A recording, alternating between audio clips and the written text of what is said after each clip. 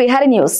సూర్యుడికి సంబంధించిన విషయాలను తెలుసుకునేందుకు మొట్టమొదటిసారిగా ఇస్రో నింగిలోకి ఆదిత్య L1 ఉపగ్రహాన్ని పంపించింది. అయితే ఈ ఆదిత్య L1 సుదీర్ఘంగా 4 నెలల పాటు అంతరిక్షంలో సూర్యుని కక్షలోకి చేరేందుకై ప్రయాణిస్తోంది. ఈ క్రమంలోని ఆదిత్య L1 ఉపగ్రహం రేపు నిర్దేశిత కక్షలోకి చేరనుంది. ఈ కార్యక్రమం కోసం ఇస్రో అన్ని రకాల ఏర్పాట్లు చేపట్టింది. సూర్యుడిపై నిత్యం నిఘా వేసి సూర్యుడిపై ఏర్పడే సౌర తుఫాన్లను ఈ ఆదిత్య L1 ముందుగానే పసిగట్టి భూమికి సమాచారం ఇవ్వనుంది.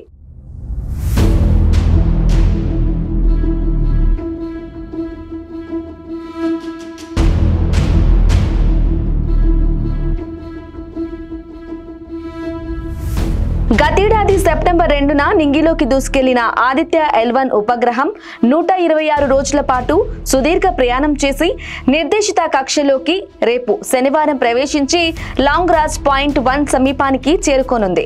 భారత అంతరిక్ష పరిశోధనా సంస్థ ఇస్రో ఎంతో ప్రతిష్టాత్మకంగా నిర్వహించిన ఈ సన్ మిషన్ రానున్న 5 ఏళ్ల పాటు సూర్యుడికి సంబంధించిన వివరాలను భూమికి పంపించనుంది.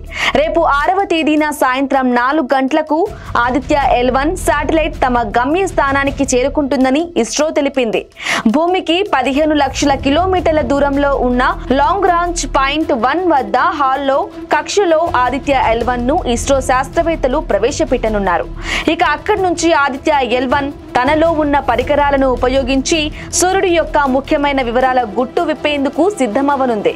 సూర్యుడిపై ఏర్పడే sun spots, coronal mass ejections, సౌర జ్వాలల వంటి విషయాలను మన ఆదిత్య L1 అధ్యయనం చేస్తుందని ఈ ప్రాజెక్టు డైరెక్టర్ నిగర్ షాజీ తెలిపారు.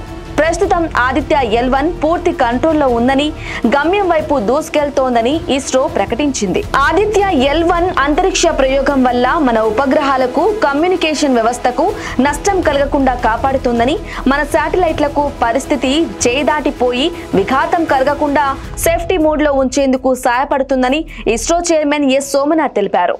అంతరిక్షంలో భారత్కు 50,000 కోట్ల రూపాయల విలువైన ఆస్తులు ఉన్నాయని, 50కి పైగా వర్కింగ్ శాటిలైట్స్ ఉన్నాయని, వాటిని రక్షించాల్సిన అవసరం ఉందని సోమనాథ్ చెప్పారు. అందులో భాగంగానే ఆదిత్య L1 సౌర తుఫానులపై నిఘా ఉంచి అంతరిక్ష రక్షకుడిగా మారనుందని ఆశాభావం వ్యక్తపరిచారు. ఆదిత్య L1 సూర్యుడిపై అడుగు పెట్టకపోయినా సూర్యుడికి దూరంగానే ఉంటూ ఎల్లప్పుడూ అది సూర్యుడిపై ఓ కన్నేసి ఉంచుతుంది. అందులో భాగంగానే సూర్యుడిపై ఏర్పడే సౌర విద్యుత్ అయస్కాంత ప్రభావాల గురించి, ఇంకా సౌర తుఫానుల గురించి వెలువడే చార్జ్ పార్టికల్స్ గురించి ముందుగానే హెచ్చరిక సమాచారం అందిస్తోంది. దానివల్ల ప్రమాదకరమైన తరంగాలు, ఇంకా చార్జ్డ్ పార్టికల్స్ యొక్క ప్రభావం అంతరిక్షంలోని శాటిలైట్స్, ఇంకా భూమిపై ఉన్న పవర్ గ్రిడ్స్ పై పడకుండా గుర్తించి నష్టాన్ని తగ్గించవచ్చు. ప్రపంచంలోనే మొట్టమొదటిసారిగా సూర్యుడి కక్షలోకి పంపిన ఉపగ్రహం ఇస్రో తొలి ప్రయోగం కావడం విశేషం.